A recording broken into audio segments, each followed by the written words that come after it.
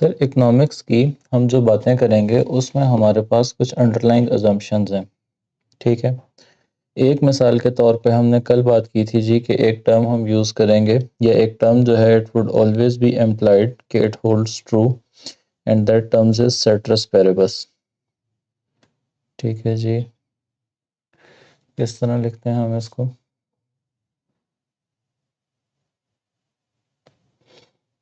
CETERIBUS।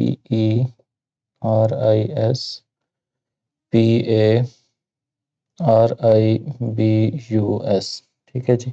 Citrus पेरेबस के बारे में हमने बात की थी कि इसका मतलब ये होता है अदर थिंग्स रिमेन इक्वल। मिसाल के तौर पे मैंने आपको एग्जांपल दी थी कि हम डिमांड के जब फैक्टर्स पढ़ रहे होते हैं, क्वांटिटी डिमांडेड या डिमांड किन फैक्टर से चेंज होती है।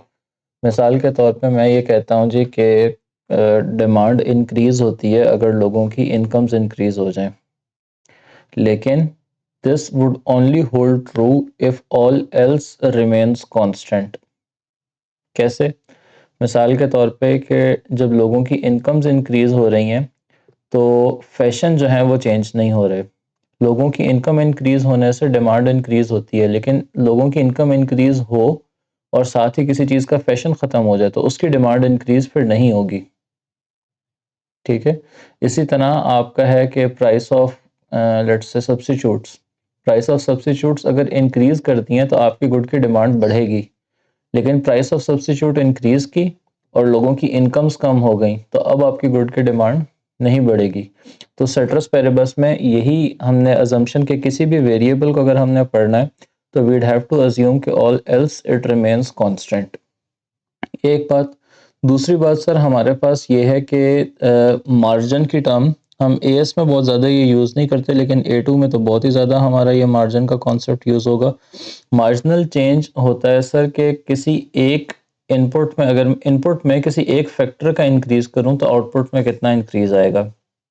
मिसाल के तौर पे हमने कल यूटिलिटी की बात की थी कि हम कोई भी चीज़ कंज्यूम करते हैं तो उससे हमें यूटिलिटी मिलती है। तो मैंने अगर लेट्स से कि पिज़्ज़ा खा रहा हूँ तो पिज़्ज़ा का पहला स्लाइस जो खाऊंगा उससे कुछ यूटिलिटी मिलेगी। दूसरा स्लाइस खाने से जितनी एडिशनल यूटिलिटी मिलेगी that would be marginal utility. ठीक है। फिर तीसरा स्लाइस खाने से और जितनी एडिशनल यूटिलिटी मिलेगी that would be again marginal utility. तो मार्जिन जो है वो हम यूटिलिटी के लिए भी देखते हैं, कॉस्ट के लिए भी देखते हैं, प्रॉफिट्स के लिए भी देखते हैं, लेकिन एएस में हमारा बहुत ज़्यादा ये यूज़ नहीं होता। ए2 में इसको हम बहुत ज़्यादा विड बी रेफरिंग टू दिस। अच्छा सर, तीसरी जो चीज़ हमने देखनी है वो हमारे पास है लॉन्ग रन, या उससे पहले शॉर्ट रन, लॉन्ग रन और वेरी लॉन्ग रन। एक हमारे पास होता है शॉर्ट रन, एक हमारे पास होता है long run and then we have very long run. तो how do we differentiate between these three periods of time के what's long run, short run and very long run? Sir short run आपका, अच्छा एक चीज़ हम और देख लें कि हमारे फैक्टर्स ऑफ प्रोडक्शन मेनली जो दो यूज़ होते हैं वो हम जिनके बारे में देखेंगे वो है लेबर और कैपिटल। कि या तो आप मशीन्स यूज़ कर लें प्रोडक्शन के लिए या आप लोग यूज़ कर लें प्रोडक्शन के लिए। तो लेबर और कैपिटल में से you would have a choice to employ any या a combination of the two. एक बात। सर शॉर्ट रन वो पीरियड ऑफ टाइम है कि जिसमें आप कैपिटल को चेंज नहीं कर सकते, सिर्फ लेबर इज वेरिएबल। ठीक है। लॉन्ग रन वो पीरियड ऑफ टाइम है कि जहां पे आप लेबर भी चेंज कर सकते हैं और कैपिटल भी चेंज कर सकते हैं। इसमें लेबर चेंज हो सकता है, कैपिटल नहीं हो सकता। इसमें जनाबे वाला आपका लेबर भी चेंज हो सकता है और कैपिटल मशीन भी आप नई एम्प्लॉय कर सकते हैं। और वेरी लॉन्ग रन में सर आप रिसर्च एंड डेवलपमेंट कर सकते हैं। रिसर्च एंड डेवलपमेंट का मतलब कि आप जो भी लेबर और कैपिटल का जो कॉम्बिनेशन यूज़ कर रहे थे, नाउ यू थिंक कि वो कॉम्बिनेशन आप चेंज कर सकें फॉर एग्जांपल, तो that's an example of research and development. तो this is how we differentiate between long run, very long run and short run. अच्छा अगली चीज़ जनाबे वाला, हमारे पास एक कॉन्सेप्ट है। तो हमने क्या क्या चीज़ें अभी तक देखी हैं? एक हमने देखा है सेट्रस पेरेबस, एक हमने बात की है मार्जिन की, और तीसरी हमने बात की है शॉर्ट रन, लॉन्ग रन और वेरी लॉन्ग रन। अच्छा, चौथी जनाबे वाला जो हमारे पास बात है, that is positive and normative statements.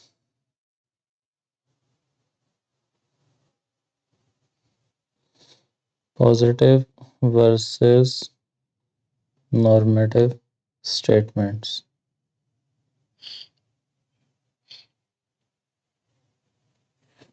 ठीक है। अच्छा जी, पॉजिटिव और नॉर्मेटिव स्टेटमेंट्स क्या होती हैं सर? पॉजिटिव और नॉर्मेटिव स्टेटमेंट्स होती हैं, ये नॉर्मेटिव स्टेटमेंट्स जो हैं, they can not be checked to be true और false. Can not be checked to be true और फॉल्स, और these can be checked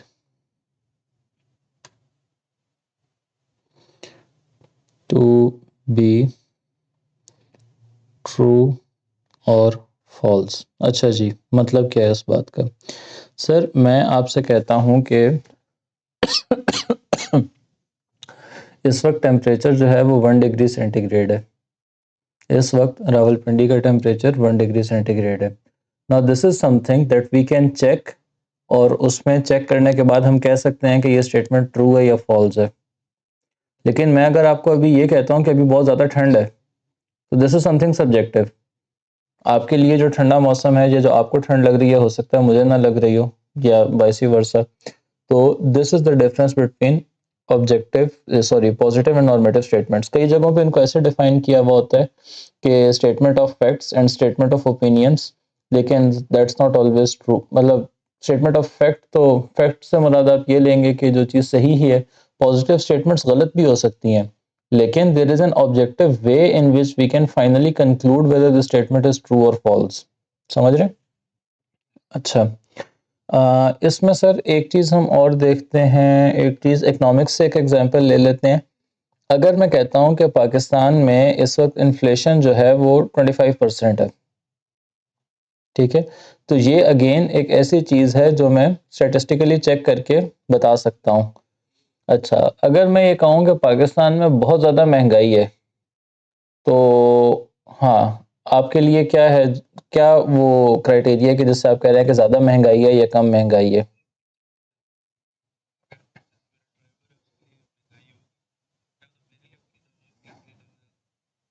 बिल्कुल, बिल्कुल, बिल्कुल, बिल्कुल, बिल्कुल। ठीक है जी। तो ये सब्जेक्टिव चीज़ें हैं। अच्छा, ये हमारी बात हो गई। इसी तरह सर हमारे पास एक और कॉन्सेप्ट होता है स्पेशलाइजेशन एंड एक्सचेंज का। स्पेशलाइजेशन एंड एक्सचेंज जो है, ये कॉन्सेप्ट क्या कहता है? ये कॉन्सेप्ट ये कहता है कि एक तो सर तरीका ये है कि हर बंदा अपने लिए जो गुड्स प्रोड्यूस कर रहा है, जो गुड्स वो कंज्यूम कर रहा है, वो खुद ही प्रोड्यूस कर ले। ठीक है, जो हमारी प्रिमिटिव सोसाइटीज़ थी, तो वहाँ पे हम क्या करते थे, वहाँ पे लोग ये करते थे जी कि एक बंदा खुद ही अपने कपड़े सीता था, खुद ही अपना शिकार करता था। प्रोटेक्शन फैमिली की जो है वो भी उसकी अपनी खुद की रिस्पॉन्सिबिलिटी थी।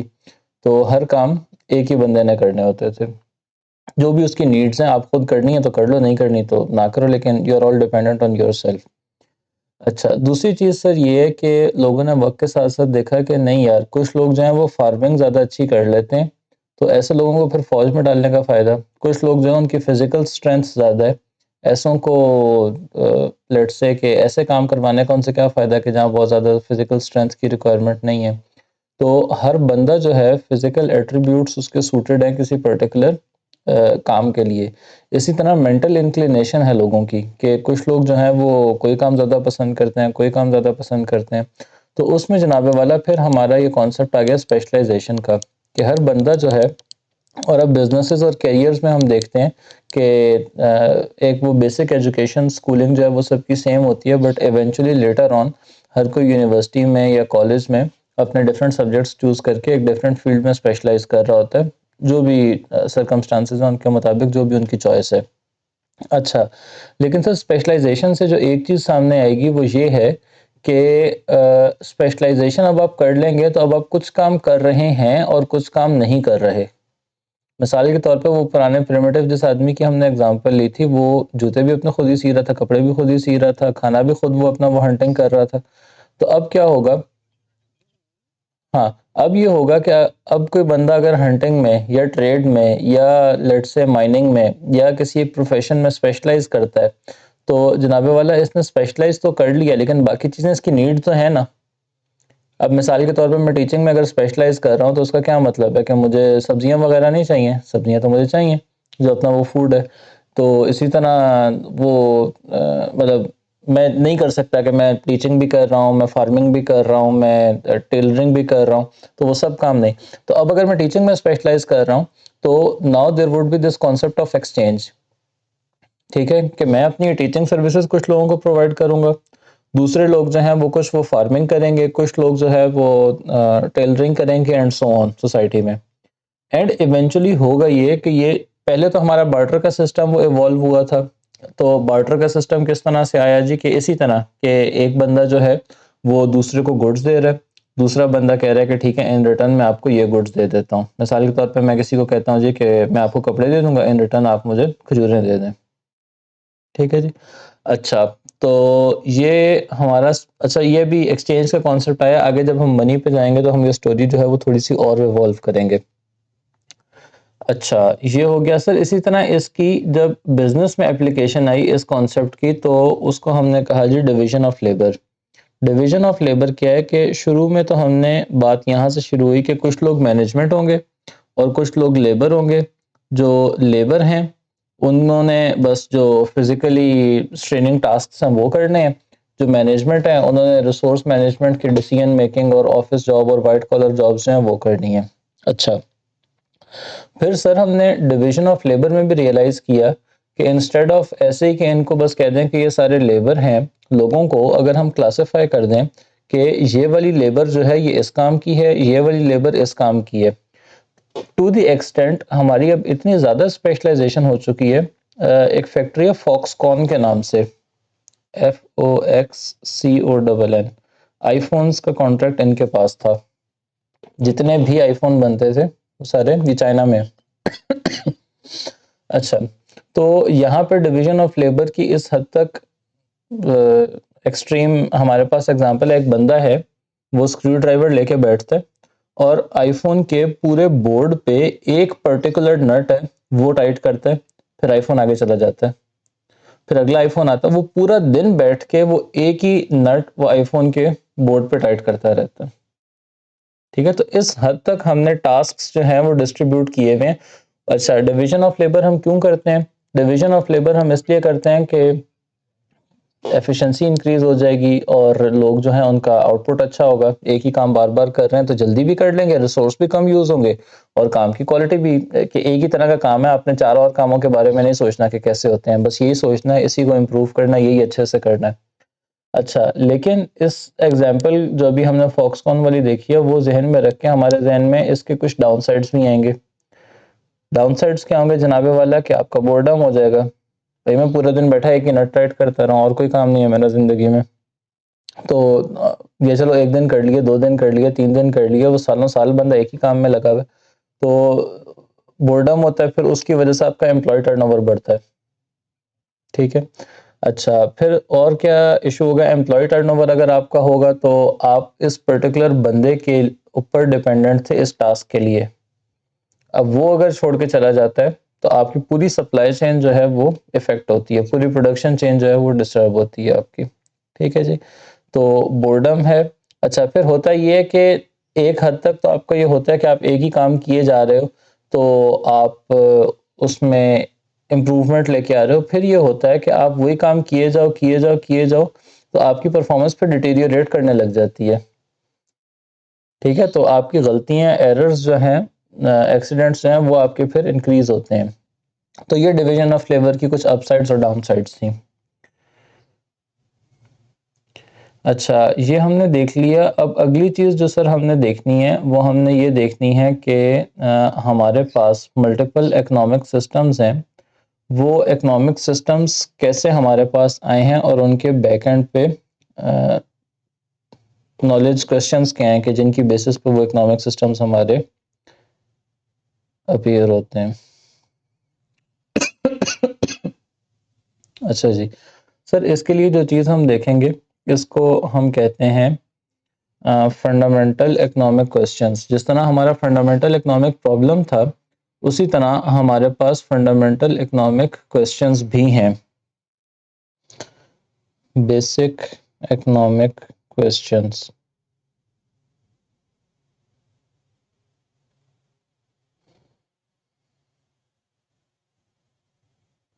ठीक है जी, ये क्वेश्चन सर हमारे पास क्या है, 3 क्वेश्चंस हैं।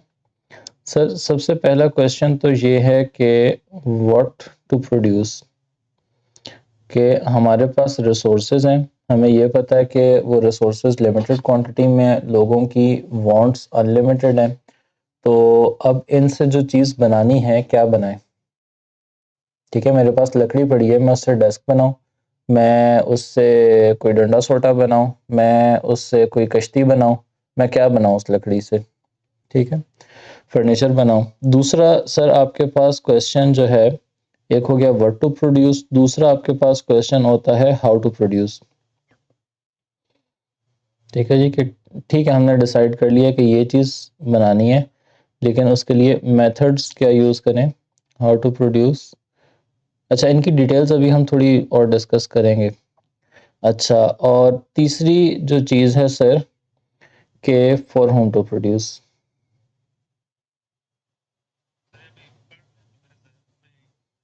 हम्म हम्म ऐसे ही है, इकोनॉमिक्स का जो हमारा सब्जेक्ट है, ये आपने पहले पढ़ा होगा जी कि जो फादर ऑफ मॉडर्न इकोनॉमिक्स की जो भी हम पढ़ रहे होते हैं, एडम स्मिथ है। तो एडम स्मिथ अगर पहला बंदा था कि जिसने ये सारी थ्योरी वगैरह डेवलप की थी, तो एडम स्मिथ खुद तो इकोनॉमिस्ट, मतलब उसकी ट्रेनिंग या उसकी स्टडीज़ तो इकोनॉमिक्स की नहीं थी, क्योंकि इकोनॉमिक्स के लॉज ही उसने बनाए हैं। तो उसकी अपनी ट्रेनिंग क्या थी, वो फिलोसफर था। तो जो इकोनॉमिक्स है ना, अगर आप फिलॉसफी एंजॉय करें थोड़ा सा, तो इसमें वही है कि मेंटल एक्सरसाइज है, और ये चीज़ें आप सोचें तो you would automatically reach the same conclusions, and that is the practice that we try to do in this classes, कि हम खुद से वो थॉट प्रोसेस रन करके उन कंक्लूजन्स पे आ सकें। सर हमारे पास इसी तरह इसके साथ साथ ही एक और चीज़ कर लेते हैं कि इन्हीं क्वेश्चंस को आंसर करते करते हमारे पास दो मेजर इकोनॉमिक सिस्टम्स जो हैं वो सामने आ गए, और उन इकोनॉमिक सिस्टम्स का एक कॉम्बिनेशन आ गया। तो सर जो हमारे पास मेजर इकोनॉमिक सिस्टम्स हैं, एक हमारे पास है जिसको हम कहते हैं फ्री मार्केट इकोनॉमी।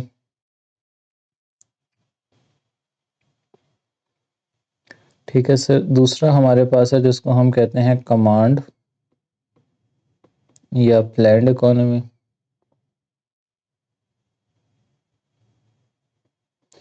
और तीसरा जो है, it's a combination of the two and we call it mixed economy.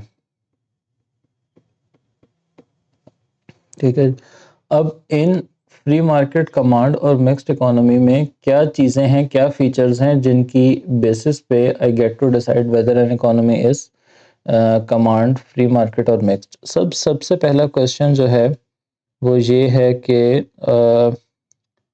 Who owns resources, कि जो आपके सोसाइटी में रिसोर्सेज जो हैं वो कौन ओन करता है। ठीक है, फ्री, वेरी गुड। तो हम इसमें कहते हैं private individuals and businesses free market economy में। कमांड इकोनॉमी में हम कहते हैं जी कि सारे के सारे रिसोर्सेज जो हैं वो गवर्नमेंट या सेंट्रल अथॉरिटी ओन करती है on behalf of all the people. और मिक्स्ड में कुछ रिसोर्सेज जो हैं वो प्राइवेट इंडिविजुअल्स ओन करते हैं, और कुछ बिजनेसेस जो हैं वो गवर्नमेंट ओन करती है। अच्छा, पाकिस्तान जो है मिक्स्ड इकोनॉमी की एग्जांपल। अच्छा, एक बात मैं आपको और बता दूं, दुनिया में जितने भी मुल्क हैं, ऐसा हो सकता है कि कुछ जो हैं वो ज़्यादा फ्री मार्केट की तरफ हैं, कुछ जो हैं वो ज़्यादा प्लैंड की तरफ है, लेकिन कोई भी दुनिया का ऐसा मुल्क नहीं है जो कि आप कहें कि 100% फ्री मार्केट इकोनॉमी है, या 100% जो है वो कमांड या प्लैंड इकोनॉमी है। तो मिक्स्ड ही होते हैं यूजुअली सारे। अब मिक्स्ड में some are favored get tilted towards free market concepts more and some are tilted more towards the concepts of planned economy. ठीक है, मिसाल के तौर पे फ्री मार्केट इकोनॉमी में हमारे पास जो बड़ी एग्जांपल्स आती हैं यूएसए और यूके। तो यूएसए और यूके में क्या गवर्नमेंट कोई बिजनेस ओन नहीं करती? करती है, गवर्नमेंट ओन बिजनेसेस भी हैं। ठीक है, गवर्नमेंट सर्विसेज भी प्रोवाइड करती है, गवर्नमेंट मार्केट में इंटरवीन भी करती है। इसी तरह जो कमांड और प्लान्ड इकोनॉमी में हमारे पास क्या एग्जांपल्स आती हैं? रशिया आता है, वेनेजुएला आता है, क्यूबा, नॉर्थ कोरिया, चाइना। तो वहाँ पे क्या प्राइवेट बिजनेसेस नहीं है? बिल्कुल है, प्राइवेट लोग भी बिजनेस ओन करते हैं। अच्छा जी, तो एक तो चीज। हम्म, हाँ जी, जी जी, हाँ, नहीं नहीं, देखें हमने, देखें इसमें, जी इसमें इस तरह करते हैं कि एक बिजनेस को हम मिक्स्ड नहीं कह रहे, हम इकोनॉमी का डिस्कस कर रहे हैं। क्या इस इकोनॉमी में ऐसे बिजनेस, मिसाल के तौर पर पाकिस्तान में पीआईए जो है गवर्नमेंट ओन करती है, एयर ब्लू, एयर सियाल ये प्राइवेट लोग ओन करते हैं। तो दोनों तरह के बिजनेस हैं, गवर्नमेंट ओन्ड भी हैं, प्राइवेट ओन्ड भी हैं।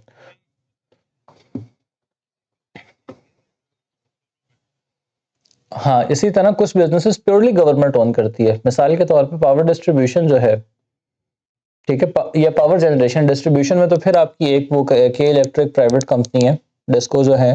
तो जो पावर जनरेशन है वो टोटली गवर्नमेंट ओन्ड है आपकी। ठीक है, इसी तरह एटलीस्ट इनको डिस्कोज को जो पावर प्रोवाइड कर रहे होते हैं, डिस्को इनको कहते हैं, डिस्ट्रीब्यूशन कंपनीज को, जैसे आईएसको, एलएसको है, हेस्को है, तो इनको डिस्को कहते हैं। तो इनको जो पावर प्रोवाइड करी गवर्नमेंट, तो कुछ देखें, एज लॉन्ग एज इकोनॉमी में कुछ बिजनेसेस ऐसे हैं जो पार्टली या होली, या चले होली ही कह लें कि मेजॉरिटी स्टेक उसमें गवर्नमेंट का है, और कुछ बिजनेसेस ऐसे हैं जिसमें majority stake non government private individuals और बिजनेसेस का है। तो वो मार्केट जो है वो free market economy, sorry mixed economy होगी। अब पाकिस्तान में जो वाटर डिस्ट्रीब्यूशन है, ये जो आपके मेन लाइन में पानी आता है, ये गवर्नमेंट ओन्ड है, ऐसे ही है ना।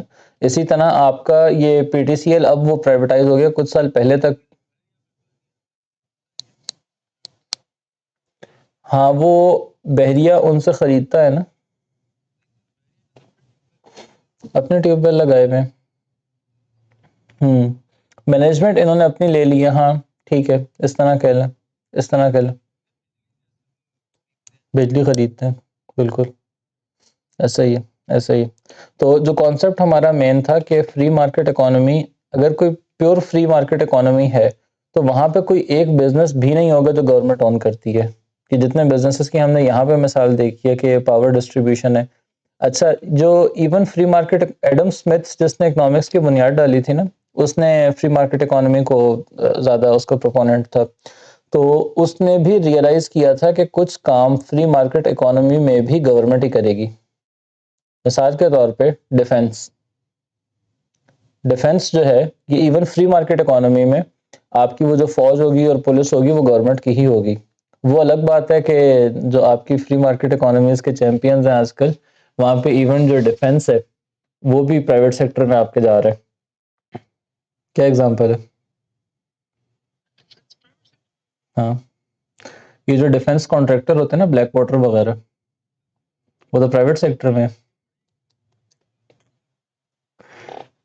ठीक है, तो इस तरह के जो प्राइवेट जो चीजें classically we use to think that they always remain in the public sector या government sector, even they are now privatised and they are also present in the private sector. अच्छा, इन एनी केस दूसरा question sir हमारा ये है कि government intervention markets में होगी या नहीं होगी। कि ठीक है, बिजनेसेस की ओनरशिप का तो हमने डिसाइड कर लिया, गवर्नमेंट जो है मार्केट में लोगों को कहेगी या नहीं कहेगी कि ये काम करो, ये काम ना करो, और लेट्स से कि प्राइसेस फिक्स कर रही है। तो फ्री मार्केट इकोनॉमी में इन्होंने कहा था कि गवर्नमेंट ने बिल्कुल इंटरवीन नहीं करना।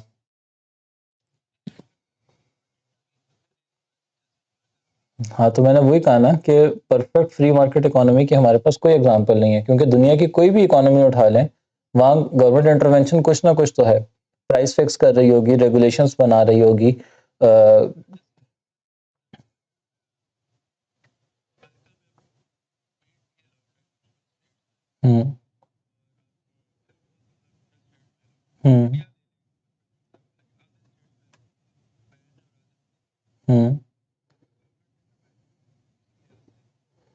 देखें, इंडिया को हम पूरी को एक इकोनॉमी कंसिडर करेंगे। अगर इंडिया में गवर्नमेंट किसी भी सेक्टर में इंटरवीन करती है, कोई सब्सटेंस बैन करती है, किसी की प्राइस रेगुलेट करती है, किसी की अवेलेबिलिटी रेगुलेट करती है, अदरवाइज बिजनेसेस के लिए रूल्स ऑफ बिजनेस बनाती है कि आपने इस तरह काम करना है, इस तरह काम नहीं करना, तो वो गवर्नमेंट इंटरवेंशन है।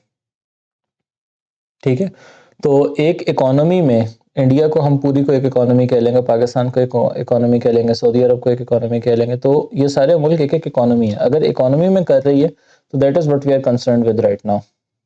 ठीक है, अच्छा, तो ये गवर्नमेंट इंटरवेंशन हो गई, और प्लैंड इकोनॉमी में होती ही गवर्नमेंट इंटरवेंशन है, हर चीज़ ही गवर्नमेंट इंटरवेंशन से डिसाइड हो रही होती है। और मिक्स्ड इकोनॉमी जो है वो जनाबे वाला कुछ चीज़ों में गवर्नमेंट इंटरवीन करती है, कुछ सेक्टर्स में नहीं करती। ठीक है, फ्री मार्केट इकोनॉमी में मैंने कहा था गवर्नमेंट इंटरवीन ना करे। क्यों? क्योंकि प्राइस मैकेनिज्म, डिमांड सप्लाई, ये चीज़ें जो हैं they would dictate the market. वो उसका वो फेमस वो क्या फ्रेज जो वो यूज़ करता है, इनविजिबल हैंड, कि as if there is an invisible hand which would always restructure या रीअसेस या रिकैलिब्रेट द मार्केट। मार्केट में अगर कोई चीज़ बहुत किसी एक्सट्रीम डायमेंशन पे चली जाती है तो वो इनविजिबल हैंड ऑटोमेटिकली कुछ अरसे में उस एक्सट्रीम से दोबारा मीन पोजीशन की तरह ले आएगा। अच्छा जी, तीसरी चीज़ जो है सर कि हमारी प्राइस जो है वो कैसे सेट होती है, प्राइस मैकेनिज्म क्या होगा कि जिससे गुड्स की प्राइस डिसाइड होंगी। फ्री मार्केट वालों ने कहा था जी कि हर चीज़ जो है वो डिमांड और सप्लाई से सेट होगी। हर चीज़ की प्राइस जो है वो डिमांड और सप्लाई से, and that's the only thing. Government intervention तो होनी नहीं। प्रोड्यूसर्स कितनी सप्लाई करते हैं, कंज्यूमर्स कितनी डिमांड करते हैं, बेस्ड ऑन दैट आपकी इकोनॉमी में डिसाइड हो जाएगा कि गुड्स जो हैं वो किस प्राइस पे और कितनी क्वांटिटी उनकी ट्रेड हो रही है, एक्सेट्रा। प्राइस उनकी ऐसे सेट होगी। जो आपकी कमांड इकोनॉमी है वहां पे हम कहते हैं कि prices they would be set by government directive. ठीक है जी, जो भी आपके स्टोर वगैरह हैं, गवर्नमेंट कहेगी डबल रोटी इतने की मिलती है, गवर्नमेंट कहेगी दाल इतने की मिलेगी, गवर्नमेंट ये कहेगी कि ये चीज़ इतने की मिलेगी, और फिर वो चीज़ उतने की मिलेगी।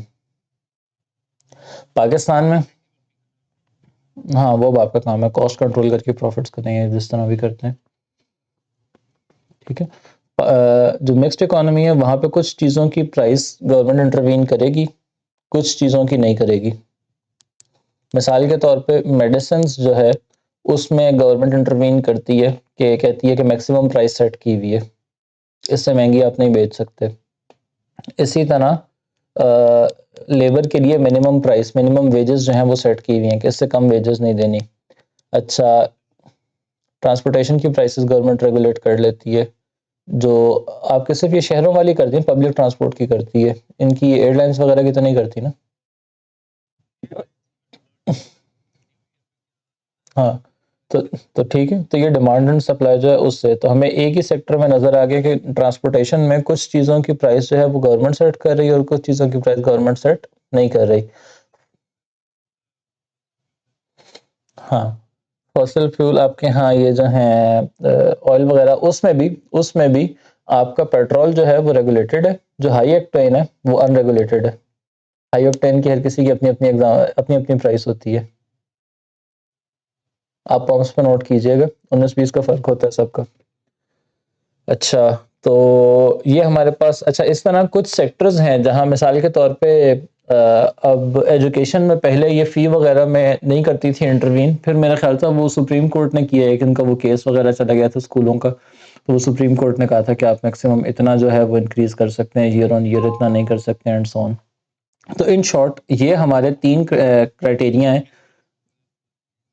यार ये 4-5 थे, 4-5 थे, बीकन हाउस था, सिटी था, रूट्स था। इन्होंने ना एक साल में शायद एकदम बहुत ज्यादा बढ़ा दी थी फीस। हम्म।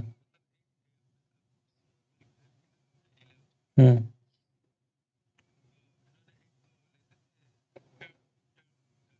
हम्म। हम्म। हम्म।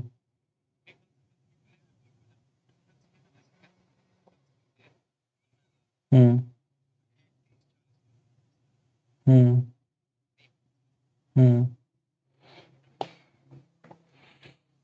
हाँ, वो एक तो अभी रिसेंट आप बता रहे हो ना, एक इससे पहले भी ये केस हुआ है।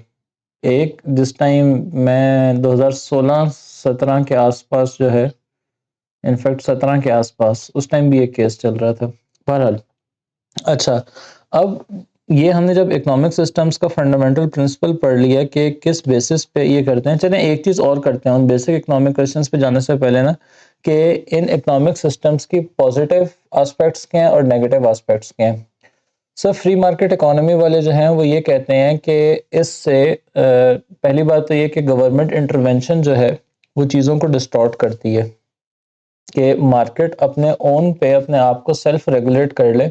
जब आप गवर्नमेंट में इंटरवीन करके किसी एक का बेहतर करना चाहते हैं सिस्टम, तो आप किसी दूसरे का खराब कर देते हैं। ठीक है, कि आप किसी एक को फेवर करके किसी दूसरे को डिसफेवर करते हैं, एक बात। ठीक है, तो दूसरी चीज़ ये है सर कि आप ये कहते हैं कि गवर्नमेंट इंटरवेंशन हो गई। तीसरी बात, दूसरी बात आप ये करते हैं सर कि आपकी जो फ्री मार्केट इकोनॉमी है ना, वहाँ पे ये कहते हैं कि आपने इनोवेशन का इंसेंटिव रखा हुआ है, कि मैं इनोवेट करके कोई ऐसी चीज़ बना लेता हूँ जो कि बहुत ज़्यादा हाईली डिमांडेड है।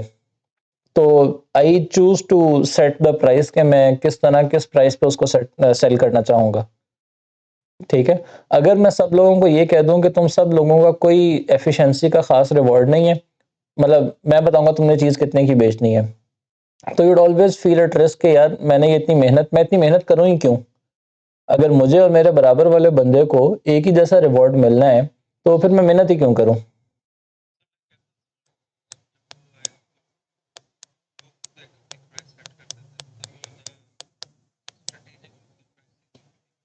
हम्म।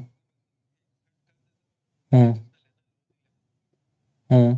अब उनको अगर गवर्नमेंट बोलना शुरू कर दे कि आपने ये आईफोन जो है वो इतने का बेचना और इतने का नहीं बेचना, तो वो वो फिर सोचेंगे ही नहीं, कि मतलब वो बिजनेस के बारे में भी सोचेंगे कि हमें ये करना चाहिए या नहीं।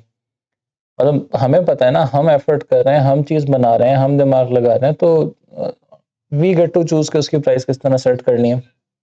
हम्म। ठीक है। ठीक है। हम्म।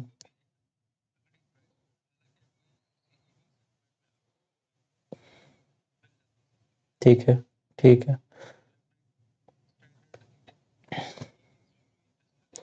आगे जाके हम ये देखेंगे कि ये वाली चीजें जो है ना, हमने असल में अभी कुछ चीजें डिस्कस नहीं की हुई, और वो मैक्रो इकोनॉमिक्स के कुछ टॉपिक हैं या इस तरह, तो वो हम देखेंगे कि गवर्नमेंट इंटरवेंशन से does it solve more problems या does it create more problems than it solves.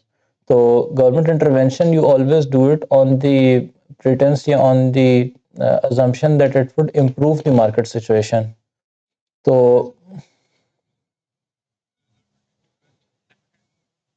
हमेशा लिमिटेड ही होती है। आम तो वो आपकी जो मिक्स्ड इकोनॉमी है उनमें तो लिमिटेड ही है ना। जो आपकी कमांड इकोनॉमी है वहां पे वो, या हमने ये जो मिसाल के तौर पे 70s में आई गेस वो जो भुट्टो साहब को शौक चढ़ा था नेशनलाइजेशन का, तो वहां उन्होंने किया था, सब कुछ उठा के नेशनलाइज कर दिया था। क्या रिजल्ट निकला? उनकी अपनी बेटी ने आके मेरे ख्याल से बाद में चीजें जो है वो डिनेशनलाइज की थी फिर। तो नेशनलाइजेशन में आपके जो सारे चीजें उसमें चली जाती हैं सरकार। जब गवर्नमेंट में आप हैं, गवर्नमेंट रन इंस्टीट्यूशंस हैं, तो आपका प्रॉफिट मोटिव नहीं है। जब आपका प्रॉफिट मोटिव नहीं है, तो there is no inclination to be efficient. ठीक है, तो इसी वजह से आप पीटीसीएल के पुराने दफ्तर अगर याद करें कि जब सरकारी था, वहां जाके दफ्तर में कोई चीज करवानी हो, और अब देखें तो यू फील के बहुत ज्यादा बैंक्स जो हैं, हमें पता है ये बैंक्स जो हैं वो गवर्नमेंट ओन्ड है, ये बैंक्स जो हैं वो प्राइवेटली ओन्ड है, वो कस्टमर सर्विस जो है उसमें आपको वो डिफरेंस पता चल जाता है। इसी तरह आप ये देखें कि पूरे पाकिस्तान की सारी एयरलाइंस जो हैं वो प्रॉफिट में, एक पीआईए जो है वो लॉस में। जहाज ही उड़ा रहे हैं ना, वही जहाज उड़ा रहे हैं, वही बिजनेस कर रहे हैं, सेम इंडस्ट्री है, तो ये क्यों लॉस में? ये चलो एक आधा साल तो हो जाता है, जब से हैं तब से आज तक वो यही चले जा रहा है। एक सेकंड होल्ड कीजिएगा। तो सर, ये जो है हमारी गवर्नमेंट इंटरवेंशन होनी चाहिए या नहीं होनी चाहिए, प्राइस मैकेनिज्म। अच्छा, तो एक हमने ये देख लिया कि एफिशिएंसी का क्वेश्चन है, एक हमारा इनोवेशन का क्वेश्चन है कि इनोवेशन जो है वो किस सिस्टम में ज़्यादा होती है। और फिर हमने ये देख लिया कि प्रॉफिट मोटिव नहीं होता, तो that is partly to blame कि इनोवेशन हो रही है या नहीं हो रही है, एफिशिएंसी हो रही है या नहीं हो रही। लेकिन ऐसा नहीं है कि अगर इतनी ही सारी बुराइयां ही होती तो फिर ये कमांड इकोनॉमी वाला सिस्टम आगे आता क्यों। बात ये होती है कि जो आपकी फ्री मार्केट इकोनॉमी है, इनोवेशन है, एफिशिएंसी है, प्रॉफिट मोटिव है, लेकिन सर उसमें फिर ये होता है कि मोनोपलीज बनती हैं। Free market economies tend to gravitate towards monopolistic situations. तो when there is a monopoly तो फिर उनकी मार्केट के ऊपर कमांड आ जाती है। वो कहते हैं कि जी ये चीज़ हमारे पास है, ये रिसोर्स हमारे पास है, ये प्राइस आप हमें देंगे तो हम आपको ये चीज़ प्रोवाइड करेंगे, नहीं देंगे तो नहीं करेंगे। वो मोनोपलीज जो है वो एक्सट्रैक्टिव नेचर की बन जाती हैं। वो जो है लेट्स से क्या उसके लिए एक वो टर्म है, उम, अभी पता नहीं क्यों मेरे जहन से वो निकल रही है, एक्सप्लॉइट करती हैं लोगों को, फिर अपनी मोनोपोली की जो पावर है उसको एक्सप्लॉइट करती हैं। अच्छा, तो ये मोनोपलीज बन जाती हैं। दूसरा सर इसमें फ्री मार्केट इकोनॉमी में, तो फ्री मार्केट इकोनॉमी के फ़ायदे ये हो गए इनोवेशन और एफिशिएंसी है, नुकसान ये हो गए जनाबे वाला, तो एक तो हो गई मोनोपोली।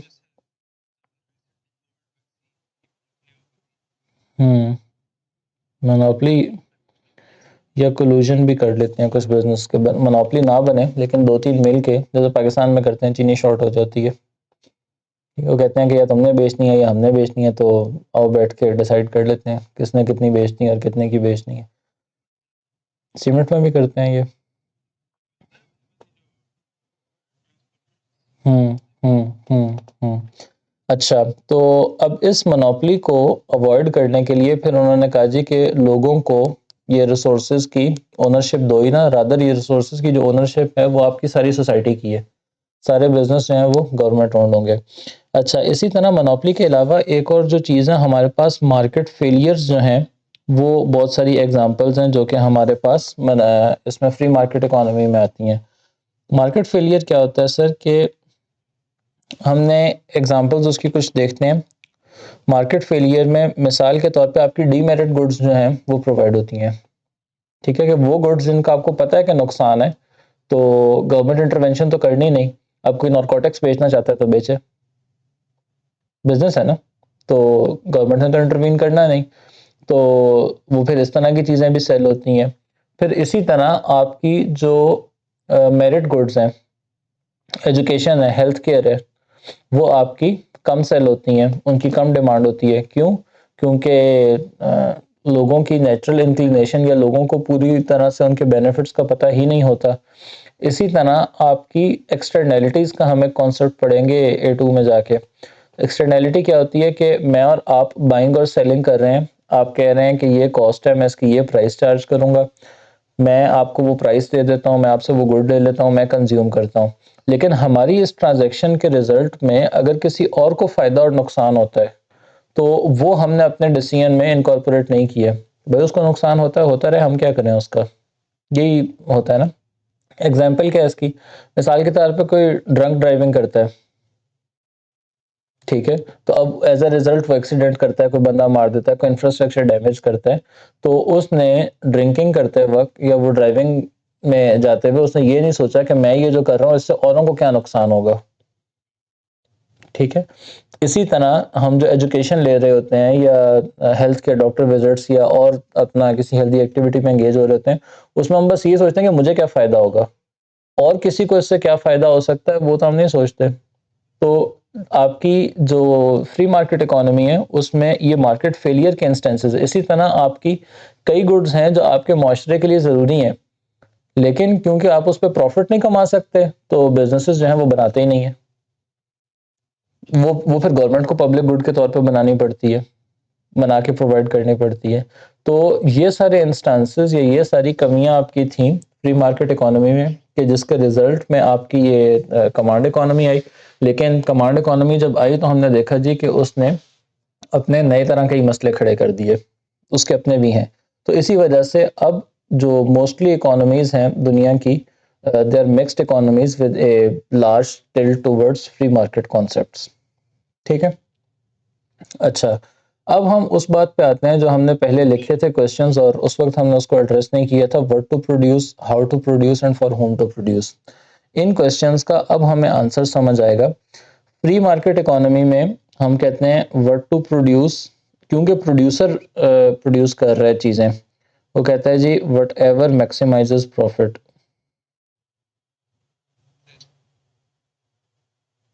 ठीक है जी, जो भी चीज़ प्रोड्यूस करके मेरा प्रॉफिट मैक्सिमाइज होगा तो मैं वो प्रोड्यूस करूँगा। जो कमांड इकोनॉमी है उसमें क्योंकि गवर्नमेंट मेजर डिसीजन मेकर है, तो वो कहते हैं what ever is required by the people, जो भी लोगों की ज़रूरत है वो चीज़ हम प्रोड्यूस करेंगे। अच्छा, ये फ्री मार्केट इकोनॉमी में वो कह रहे होते हैं कि वट एवर मैक्सिमाइजेस द प्रॉफिट, उसमें भी उनकी मैक्सिमाइज प्रॉफिट कैसे होगा? मैक्सिमाइज प्रॉफिट ऐसे होगा कि वो ये कहेंगे कि ये गुड, इसकी डिमांड, जिस गुड की डिमांड ज़्यादा है और कॉस्ट कम है वो मैं बनाऊंगा। जिस गुड की डिमांड बहुत ज़्यादा हो लेकिन उसकी कॉस्ट उससे ज़्यादा हो जाए, if cost exceeds the profits या revenues that I can earn from the good, बेशक उसकी डिमांड ज़्यादा हो, मैं वो चीज़ नहीं बनाऊंगा। ठीक है, तो this is how we differentiate between the two, कि ठीक है वो डिमांड को भी कंसिडर कर रहे होते हैं लेकिन वो डिमांड और रेवेन्यूज के साथ साथ कॉस्ट को भी देख रहे होते हैं कि इस पे हमारी, इस बिजनेस में अगर हम एंटर होते हैं तो हमारी कॉस्ट क्या आएगी। अच्छा जी, ये बात हो गई। अगली बात जनाबे वाला है हाउ टू प्रोड्यूस। सर दोनों में एक चीज़ तो कॉमन होगी कि इन्होंने कहना है जी कि we have to produce in a way which reduces cost. ये तो दोनों ही कहेंगे कि हम इस तरह से चीज़ें बनाएं कि कॉस्ट कम से कम आए। क्यों?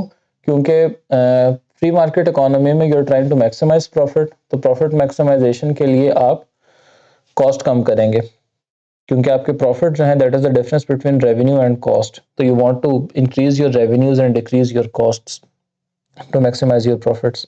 तो इस वजह से आप कॉस्ट अपनी कम करेंगे। अच्छा, गवर्नमेंट वाले भी यही करें, जो फ्री मार्केट, ये सॉरी कमांड इकोनॉमी है, वो भी यही कहेंगे कि हमारे पास लिमिटेड रिसोर्सेज हैं और ये रिसोर्सेज लोगों की प्रॉपर्टी है, हम इसके कस्टोडियन है, तो हमने इन रिसोर्सेज को केयरफुली यूज़ करना है। तो रिसोर्सेज को केयरफुली यूज़ करने का मतलब यही है कि कॉस्ट कम करें, कम से कम रिसोर्स यूज़ करें। अच्छा, लेकिन इनके पास हम प्रैक्टिकली देखते हैं एक और इंसेंटिव भी होता है कि मैक्सिमाइजिंग वेलफेयर ऑफ पीपल, जो कमांड इकोनॉमी है।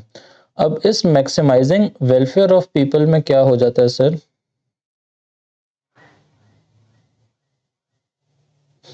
इस मैक्सिमाइजिंग वेलफेयर ऑफ पीपल में जनाबे वाला ये कहते ये हैं कि लोगों को एम्प्लॉयमेंट देना भी हमारी जिम्मेदारी है। ठीक है, तो लोगों को एम्प्लॉयमेंट देना भी हमारी जिम्मेदारी है, सोसाइटी से अनएम्प्लॉयमेंट हमने कम करनी है। तो उसके रिजल्ट में फिर ये होता है कि आपके जो गवर्नमेंट ओन्ड बिजनेसेस हैं उनमें ओवर स्टाफिंग होती है। ठीक है, और जब ओवर स्टाफिंग होती है तो फिर एफिशिएंसी कम होती है।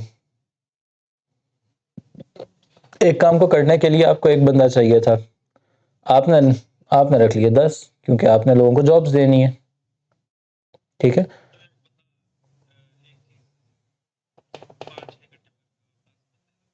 हम्म।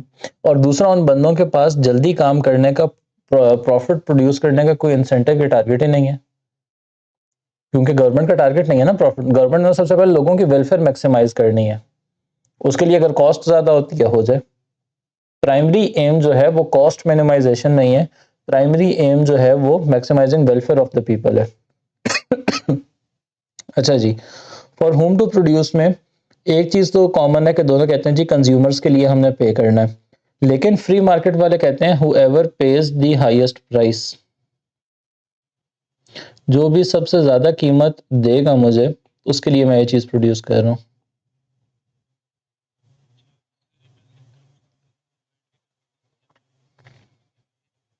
जी, मैं एक सेकंड, बस ये मैं बात पूरी कर लूँ फिर मैं बताता हूँ आपको। तो इसमें जनाबे वाला हमने फॉर होम टू प्रोड्यूस में कह दिया जी कि जो सबसे ज़्यादा प्राइस देगा उसको मैं ये चीज़ बेचूंगा, उसके लिए मैं ये बना रहा हूँ। और कमांड इकोनॉमी में मैं ये कहूँगा नहीं, कीमत की बात नहीं है, सब लोग बराबर हैं मेरे लिए, और I would give it to whoever deserves it the most. whoever deserves the most.